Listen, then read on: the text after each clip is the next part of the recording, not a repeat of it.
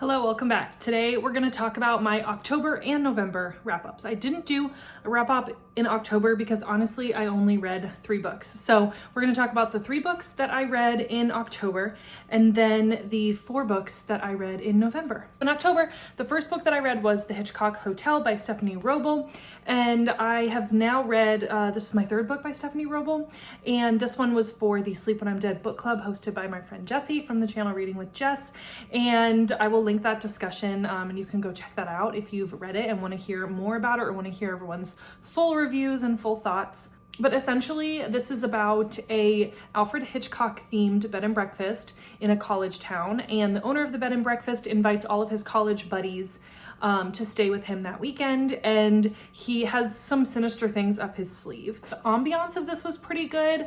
I liked the setting of the Alfred Hitchcock themed hotel. I thought that was fun and kind of kitschy. I didn't feel like there was too many characters, which is nice. I usually think there's too many characters. And I felt like each member of the friend group was very distinct and had their own personality and their own voice. I enjoyed the ending, so overall I'm giving this one 3 stars.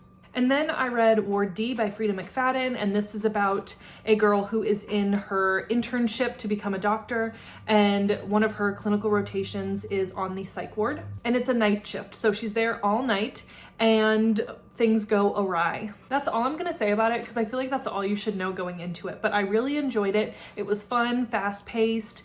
Each chapter let you know what time it was until morning, so like how many hours she had left to go of her shift. And working in the field of behavioral health and psychiatric residential treatment, I saw a lot of similarities to my job versus what she went through. To a certain extent. When things got crazy, that's a little different. But overall, I really enjoyed this one and I gave it 4 stars. And then the last book that I read in October was The Boyfriend by Frida McFadden. And you guys, I gave this one 5 stars, which, are we shocked? Everybody's shocked. I've had very few 5-star books this year. This one was super fun. It's about a girl who is just trying to navigate life as a single 30-something, and she's trying dating apps, she's trying different things, and she has some weird dates that lead to her meeting this man who's a doctor, and she falls in love with him, and she learns later that he may not be who he says he is, and there's a lot of things happening around her. Her friend was murdered, and so she just has a lot going on as a 30-something, and I just feel like I related to her so much, not necessarily the dating part, but just everything that she was going through and just the way she was feeling and trying to find her place in the world. And the characters were fun, the characters were very thorough. Frida McFadden writes really good popcorn thrillers, nice palate cleansing thrillers that you know are going to entertain you. They're going to be fast paced, they're going to keep you guessing. Are they going to be the most shocking thing that has ever happened?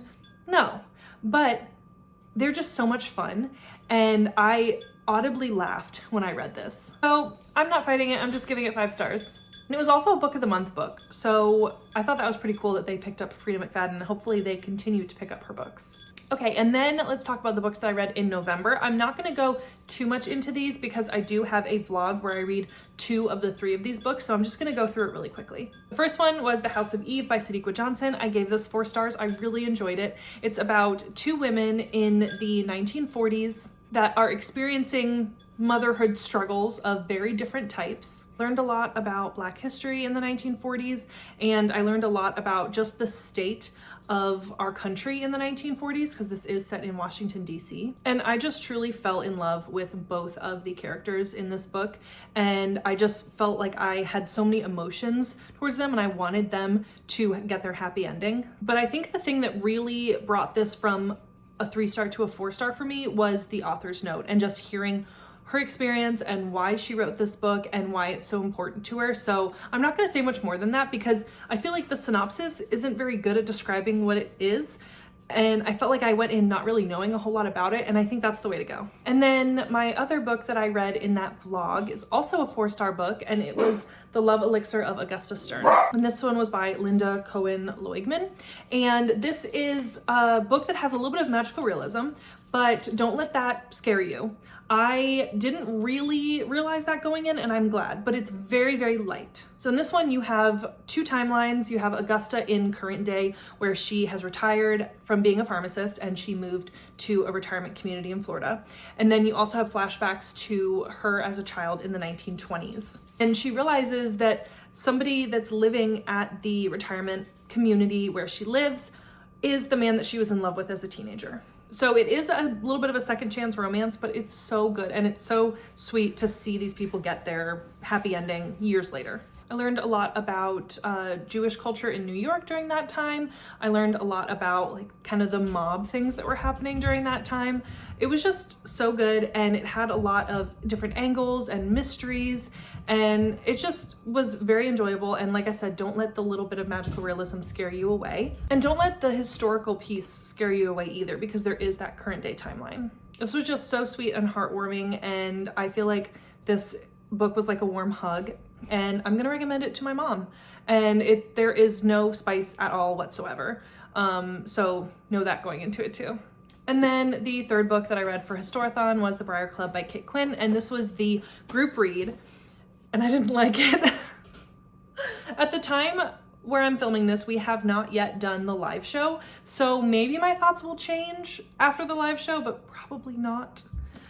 This is about a group of women living in a boarding house in DC during the McCarthy era. Did I learn anything additional about the McCarthy area that I didn't learn in school? No. Was I rooting for these women in the Briar Club that meet every week for dinner in this boarding house?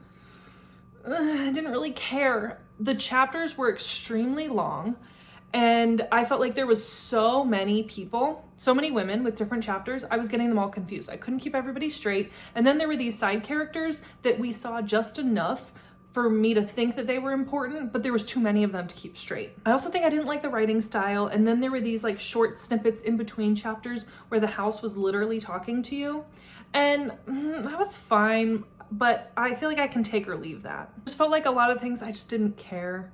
And there was a little bit of a mystery, and that's why the house is talking to you. The house is helping you unravel who done it. I don't know, I just really didn't like it.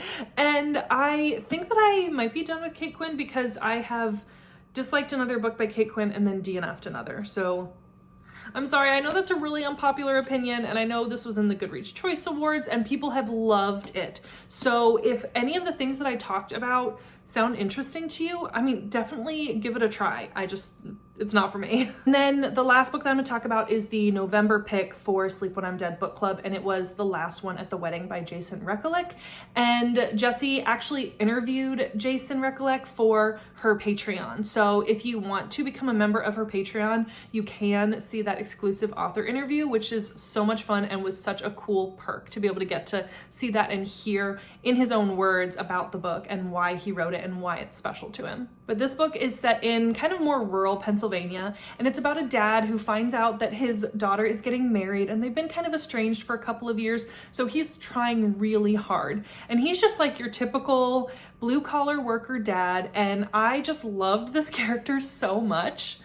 And it sounds like Jason really enjoyed this character too. But I found myself protecting Frank, like whenever anybody would be mean to him in the book, I was like, come on, leave him alone. But Frank's daughter is marrying a son of a very wealthy man, and the wedding is at this big campground that they own, and it's beautiful, and they all go there for the whole weekend. But some strange things keep happening, and there's some sinister things surrounding the family, and Frank is trying to get to the bottom of it to see if his daughter is really safe. Had some good twists. I really liked the characters. He had his sister that kind of came along with him, and so that was kind of a fun relationship. His sister had a foster child that they had with them at the wedding, and I loved that element too. I just really loved being in Frank's head, and he just was such a fun character, like I said, and just made the book so fun. And I feel like I haven't really read a book with that type of perspective before, of just a middle-class dad who is just wanting the best for his daughter, and he is a little bit old-fashioned with some things, and a lot of the things that he said and did reminded me of my own dad, so that was also kind of fun. Overall, I gave this book 4 stars, and I really, really enjoyed it. Okay, so we were kind of all over the map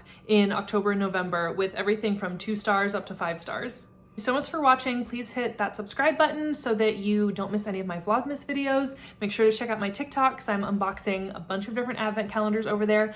And on my Instagram, I'm unboxing some other advent calendars there too. So all the Christmas content for you this month, and we'll see you then.